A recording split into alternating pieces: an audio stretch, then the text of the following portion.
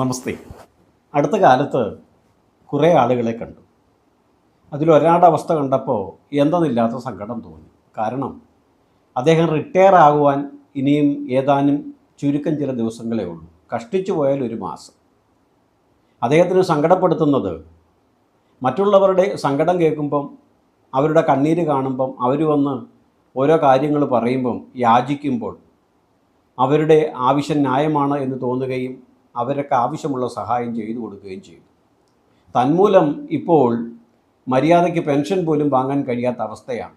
കാരണം താൻ ജാമ്യം നിന്ന് പല സാലറി സർട്ടിഫിക്കറ്റ് പലർക്കും കൊടുത്തിട്ടുണ്ട്. അവരാരും കൃത്യമായ ലോൺ അല്ലെങ്കിൽ ചിട്ടി തിരിച്ചടച്ചിട്ടില്ല. തന്മൂലം വരാൻ പോകുന്ന ഭവിഷ്യത്ത് ഒരു ഭൂതമായി ഇദ്ദേഹത്തെ തുറച്ചു നോക്കുകയാണ്. തനിക്കൊരു പ്രയോജനമില്ല. മറ്റുള്ളവർ സങ്കടം കേട്ടപ്പം തൻ്റെ സാലറി സർട്ടിഫിക്കറ്റ് കൊടുത്തു. അവർ അത് പല സ്ഥാപനങ്ങളിലും വെച്ച് പൈസ വാങ്ങി, ചിട്ടിക്കാണെങ്കിലും ലോണിലാണെങ്കിലും. ഒടുക്കം തൻ്റെ അവസ്ഥയെന്ന് അറിയിക്കുമ്പം കിട്ടുമ്പം കൊടുക്കാം, കിട്ടുമ്പം തരാം എന്ന് പരാതി പറയുന്നു. എന്തു ചെയ്യും ഈ പാവം മനുഷ്യൻ? മറ്റൊരാളെ കണ്ടു. അപ്പുറത്തെ അയൽവാസി ഗംഭീരമായ രീതിയിൽ ഒരു വീട് വെക്കുന്ന കണ്ടപ്പോൾ ഭാര്യയ്ക്ക് എന്തെന്നില്ലാത്ത ആഗ്രഹം, നമുക്കൊരു വീട് വെക്കണം. അപ്പുറത്തുകാരൻ ബാങ്ക് ഉദ്യോഗസ്ഥനാണ്. അത് കണ്ട് നമ്മൾ തുള്ളിയാൽ നടക്കില്ല എന്നൊന്ന് പറയാനൊക്കെ നോക്കി. പക്ഷേ ഭാര്യയുടെ പിടിവാശിക്ക് മുമ്പിൽ അതെല്ലാം നിഷ്പ്രഭമായി. ഒടുക്കം കടമെടുത്ത്, അതും സർക്കാർ ബാങ്കിൽ നിന്ന് വായ്പ ലഭിക്കുവാൻ ബുദ്ധിമുട്ടായതിനാൽ പ്രൈവറ്റ് പാർട്ടികളിൽ നിന്ന് വായ്പയെടുത്ത്, അമിത പലിശയ്ക്ക് വായ്പയെടുത്ത് കെട്ടിടം പണിയൊക്കെ പൂർത്തീകരിച്ചു. മാലോകരെ മുഴുവൻ വിളിച്ച് പാലുകാച്ചൊക്കെ നടത്തി. പക്ഷേ ആദ്യത്തെ 1-2 വർഷം കഴിഞ്ഞതോടുകൂടി സംഭവം ആകെ തകിടം മറിഞ്ഞു. കാരണം വായ്പ തിരിച്ചടവ് മുടങ്ങിയിരിക്കുന്നതിനാൽ അവർ കത്തുകൾ എഴുതുന്നു, പിന്നെ നേരിട്ട് വരുന്നു, ആദ്യം ഫീൽഡ് സ്റ്റാഫ് വരുന്നു, പിന്നെ മാനേജർ തലത്തിൽ വരുന്നു, പിന്നീട് ഹെഡ് ഓഫീസിൽ നിന്ന് വരുന്നു. ഒടുക്കം ജപ്തി ചെയ്യും എന്ന തലം വരെ എത്തി നിൽക്കുകയാണ്. എന്തു ചെയ്യും ഈ സാധു മനുഷ്യൻ? കഷ്ടപ്പെട്ടുണ്ടായിരുന്ന 14 സെൻറ്റ് കൂടി മറ്റുള്ളവർ ചുടുവിൽ അടിച്ചു കൊണ്ടുപോകാൻ പോകുന്നു. കല്യാണപ്രായമായി നിൽക്കുന്ന മകളെപ്പറ്റി ആകുലചിത്തനായി സ്വയം നെഞ്ചത്ത് കൈവച്ച് കരയുന്നു ആ മനുഷ്യൻ. എന്തു ചെയ്യും? എന്തൊക്കെയായിരുന്നു ഭാര്യയുടെ ആഗ്രഹങ്ങളും സ്വപ്നങ്ങളും? അനാവശ്യമായ ആഗ്രഹപ്രാപ്തിക്ക് ഭാര്യ പറയുന്നത് കേട്ട് എടുത്തി ചാടിയതിൻ്റെ പരിണിതഫലം. ഇപ്പോൾ ഭാര്യയോട് പറഞ്ഞാൽ ഭാര്യ പറയും, നിങ്ങൾക്ക് പകുതിയുള്ളവരല്ലേ, നിങ്ങൾ ആലോചിക്കേണ്ടല്ലായിരുന്നോ? ഞാൻ പറഞ്ഞു വെച്ചാണ് ഇതൊക്കെ ചെയ്യേണ്ടത്, എനിക്ക് വേണ്ടിയിട്ടാണ് ഇതൊക്കെ ചെയ്തത്, മാലോകരുടെ മുമ്പിൽ തല ഉയർത്തി നിൽക്കണമെന്ന് വിചാരിച്ചല്ലേ ഞാൻ പറഞ്ഞത് എന്ന് ഭാര്യയും പറയുന്നു. ആരോട് കുറ്റം പറയാനാ? മറ്റൊരു വ്യക്തിയെ കണ്ടു. തൻ്റെ കടപ്പാടം മുഴുവൻ വട്ടിപ്പലിശക്കാരൻ്റെ മുമ്പിൽ പണയം വെച്ച് മകൻ്റെ ജോലിക്കായി പൈസ കൊടുത്തവൻ. മകന് ജോലി തൊട്ട് കിട്ടിയതുമില്ല. കൊടുത്ത 14 ലക്ഷം രൂപയെപ്പറ്റി ഒരു വിവരവും ഇല്ല. പൈസ വാങ്ങിയ വ്യക്തിയെപ്പറ്റി പോലും ഒരു അഡ്രസ്സ് ഇല്ല. ദിവസവും പോവും അവിടെ. എന്ത് പ്രയോജനം? വിളിച്ചാൽ ഇപ്പോൾ ഫോൺ പോലും എടുക്കത്തില്ല.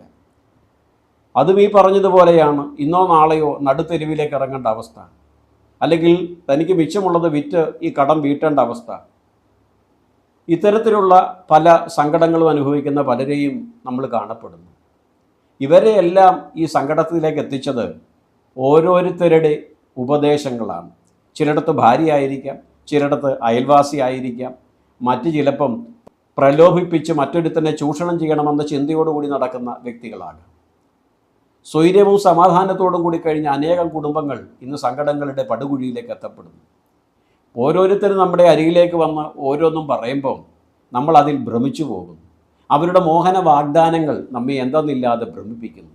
വരുംവരായികളെപ്പറ്റി ചിന്തിക്കാതെ അവർ പറയുന്നത് അനുസരിക്കുവാൻ നമ്മൾ ഇരു കൈയും നീട്ടി നിന്നു കൊടുക്കുന്നു. എന്താണ് ഇതിൻ്റെ പരിണിതഫലം എന്ന് അല്പം പോലും ചിന്തിക്കുന്നില്ല. സർവേശ്വരൻ മനുഷ്യനെന്ന രൂപമാണ് നമുക്ക് തന്നേക്കുന്നത്. പക്ഷേ മനനം ചെയ്യുക എന്നത് അല്പം പോലും നമ്മളിൽ നിന്ന് ഉണ്ടാകുന്നതേയില്ല. ഒടുക്കം ഈ സങ്കടങ്ങളുടെ എല്ലാം ഉത്തരവാദിത്വം ആ സർവേശ്വരൻ്റെ ചുമലിലേക്ക് വെച്ച് കൊടുക്കുമ്പോൾ ആ ഭഗവാൻ പോലും മൂക്കത്ത് വിരൽ വെച്ച് നീ മനുഷ്യനല്ലേടാ കുഞ്ഞേ എന്ന് ചോദിക്കും. അപ്പോൾ പറഞ്ഞു വന്നത്, സ്വൈര്യത്തോടും സമാധാനത്തോടും ശാന്തിയോടും വലിയ ബുദ്ധിമുട്ടില്ലാതെ, അല്ലറ കുറവുകൾ ഉണ്ടെങ്കിലും പരിക്കും പരിഭവമൊക്കെ തുച്ഛമായി ശാന്തവും സമാധാനത്തോടും കൂടി കഴിയുന്ന ഓരോ കുടുംബങ്ങളെയും ശിഥിലമാക്കുവാൻ ഇത്തരത്തിലുള്ള പല വ്യക്തികളും കടന്നു വരും. ഇവരാണാകട്ടെ പെണ്ണാകട്ടെ, പ്രായമുള്ളവരാകട്ടെ പ്രായം കുറഞ്ഞവരാകട്ടെ, അന്യൻ്റെ കുടുംബജീവിതം നശിപ്പിക്കണമെന്നും തനിക്കതിലൂടെ എന്തെങ്കിലും ഗുണം നേടണമെന്നും, ഞാൻ നിൻ്റെ മിത്രമാണ്, പ്രിയപ്പെട്ടവനാണ്, പ്രിയപ്പെട്ടവളാണ് എന്ന് ധരിപ്പിച്ചുകൊണ്ട് സ്വത്തും സമ്പത്തും എന്തിനു സർവവും കവർന്നെടുക്കുവാൻ ചതിയെ തൊഴിലാക്കിയ ഇത്തരം വ്യക്തികളെ രാമായണം വിളിച്ച പേരാണ് മന്ധര. മന്ധരയെങ്ങും പോയിട്ടില്ല കേട്ടോ, ഇവിടെ തന്നെയുണ്ട്. ഒരുപക്ഷെ ചിലപ്പോൾ നമ്മൾ പോലും മന്ധരയാകും. മറ്റൊരുത്തൻ്റെ ഐശ്വര്യവും സമൃദ്ധിയും കാണുമ്പോൾ, നമ്മളെക്കാൾ കൂടുതൽ സുഖകരമായി കഴിയുന്ന അവസ്ഥ കാണുമ്പോൾ നമ്മളും ചില നേരങ്ങളിൽ മന്ധരമാരാകും. ഐശ്വര്യത്തോടു കൂടി കഴിയുന്നു എന്ന് നമുക്ക് തോന്നുന്നവരുടെ ഐശ്വര്യം ഇല്ലാതാക്കുവാനുള്ള ചെപ്പടി വിദ്യകൾ നമ്മളും ചിലപ്പോൾ പ്രവർത്തിക്കും. ഏടാകൂടത്തിലേക്ക് അവരെ തള്ളിവിടാൻ ശ്രമിക്കും. ഇത് മനുഷ്യ സഹജമാണ്. അറിവുള്ളവരും പലപ്പോഴും ഇത്തരത്തിലുള്ള ചട്ടുകങ്ങളായി മാറാറുണ്ട്. അതുകൊണ്ട് രാമായണം നമ്മളോട് പറയുന്നു, കൈകേയി മോശക്കാരിയൊന്നുമല്ലായിരുന്നു, സർവ്വശാസ്ത്ര വിശാരദയായിരുന്നു, എല്ലാ ശാസ്ത്രങ്ങളും അറിയാവുന്നവളായിരുന്നു, ഉത്തമയായ പത്നിയായിരുന്നു. തൻ്റെ പതിക്ക് വേണ്ടി യുദ്ധക്കളത്തിൽ പോലും അല്പം പോലും പ്രാണഭയമില്ലാതെ, അതല്ല എങ്കിൽ തൻ്റെ പതി യുദ്ധത്തിൽ മരിച്ചാൽ താനും കൂടെ മരിക്കും എന്ന ദൃഢനിശ്ചയത്തോടു കൂടി ഇതര 2 ദശരഥ പത്നിമാരും കൊട്ടാരത്തിൻ്റെ അകത്തളത്തിലിരുന്നപ്പോൾ ഭർത്താവിനോടൊപ്പം യുദ്ധഭൂമിയിലേക്ക് എത്തുകയും ദേവാസുര യുദ്ധത്തിൽ ആ അമ്മ എത്തിയത് കൊണ്ട് മാത്രമാണ് ദശരഥൻ പരിക്കുകൂടാതെ രക്ഷപ്പെട്ടതും അല്ലെങ്കിൽ മരണത്തിൽ നിന്ന് മുക്തനായതും. അത്രയ്ക്ക് ഉത്തമയായ സതീരത്നമാണ്, പത്നിയാണ് കൈകേയി. അറിവിൻ്റെ നിറകുടമായിരുന്നു ആ അമ്മ. എന്നാൽ മന്ധര എന്ന് പറയുന്ന ഒരു പ്രായമായ അമ്മയുടെ വാക്കുകൾ ശ്രവിച്ചപ്പോൾ, ആ അമ്മയുടെ നാവിൽ നിന്ന് വീണ മധുരമനോഹരമായ സ്വപ്ന സങ്കല്പങ്ങൾ മനക്കണ്ണുകൊണ്ട് കണ്ടപ്പോൾ, താൻ എന്തു ചോദിച്ചാലും ദശരഥൻ നൽകും, അതുകൊണ്ട് നിഷ്പ്രയാസം തൻ്റെ മകനെ രാജാവാക്കാം, മകൻ്റെ അധികാരത്തിന് ഭീഷണി ഇല്ലാതിരിക്കുവാൻ രാമനെ ഈ നാട്ടിൽ നിന്ന് കാട്ടിലേക്ക് പോലും അയക്കാം എന്ന അമ്മ ചിന്തിച്ചു.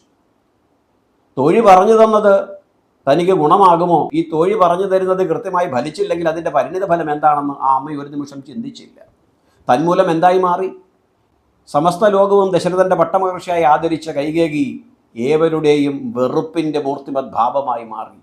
ജനങ്ങൾ മുഴുവൻ ഏറ്റവും വലിയ ദ്രോഹിയായി, പൊതുശത്രുവായി കണ്ടു. സ്വന്തം സന്തതി പോലും അമ്മയ്ക്കെതിരെ തിരിഞ്ഞു. നോക്കൂ, തോഴിയുടെ അല്ലെങ്കിൽ ഉപദേശിയുടെ വാക്കുകൾ ശ്രവിച്ചപ്പോൾ മറന്നുപോയി.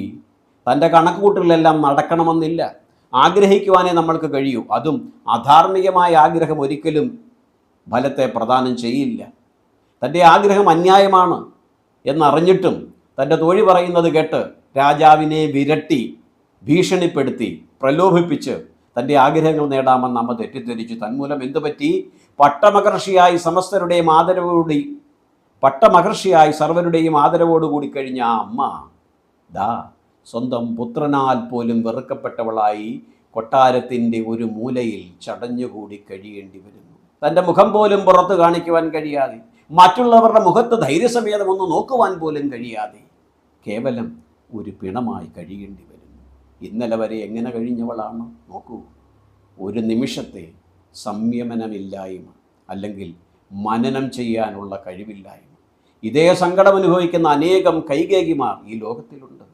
നമ്മളിൽ പലരും ചിലപ്പോൾ ഒരുപക്ഷെ ഈ കൈകേയിയുടെ സങ്കടതലത്തിലേക്ക് എത്തിയിട്ട് ഇപ്പോൾ ചിന്തിക്കുന്നുണ്ടാകും, ഞാൻ അന്ന് അങ്ങനെ ചെയ്യേണ്ടിയിരുന്നില്ലല്ലോ, അങ്ങനെ ചെയ്യേണ്ടിയിരുന്നില്ലല്ലോ, അവൾ പറഞ്ഞിട്ടല്ലേ ഞാൻ അങ്ങനെ ചെയ്തത്, അവൻ പറഞ്ഞിട്ടല്ലേ ഞാൻ അങ്ങനെ ചെയ്തത്, അങ്ങേരങ്ങനെ പറഞ്ഞിട്ടല്ലേ ഞാൻ അങ്ങനെ ചെയ്തത്, ഭർത്താവ് പറഞ്ഞിട്ടല്ലേ, ഭാര്യ പറഞ്ഞിട്ടല്ലേ. അവനവൻ പ്രയോജനപ്പെടുത്തേണ്ട മനനശക്തിയെ യഥാരീതി പ്രയോജനപ്പെടുത്താതെ കഷ്ടവും നഷ്ടവും വരുമ്പോൾ മറ്റുള്ളവൻ്റെ ചുമലിലേക്ക് ഭാരത്തെയോ പാപഭാരത്തെയോ ഇറക്കി വെച്ചത് കൊണ്ട് കാര്യമില്ല.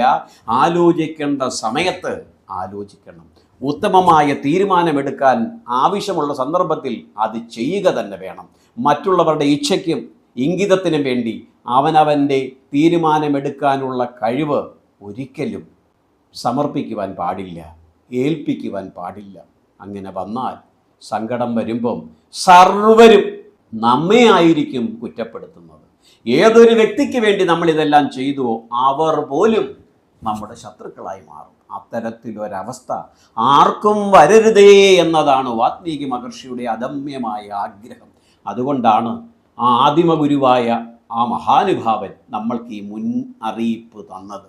ഇതൊരു മുന്നറിയിപ്പായി എടുത്താൽ എൻ്റെയും പ്രവർത്തനത്തെ ക്രമപ്പെടുത്തുവാനും ഐശ്വര്യകരമായ തലത്തിലേക്ക് എത്തിക്കുവാനും പരിശ്രമിക്കാം. അല്പം ദാരിദ്ര്യമുണ്ടെങ്കിലും കുറവുകളുണ്ടെങ്കിലും ശാന്തിയും സമാധാനത്തോടും കൂടി ജീവിക്കാൻ കഴിയുക എന്നതാണ് മഹാഭാഗ്യം. അതിനുള്ള ഭാഗ്യം സർവർക്കും ശ്രീരാമചന്ദ്രമൂർത്തി പ്രദാനം ചെയ്യട്ടെ എന്ന് ഭക്തിയാദരപൂർവ്വം പ്രാർത്ഥിച്ചുകൊണ്ട് മറ്റൊരു വിഷയവുമായി വീണ്ടും കണ്ടുമുട്ടുന്നത് വരെ മിത്രങ്ങളെ അമൃതം ഗോപാലകൃഷ്ണൻ എന്ന ഈ എളിയവൻ്റെ ശതകോടി പ്രണാമം.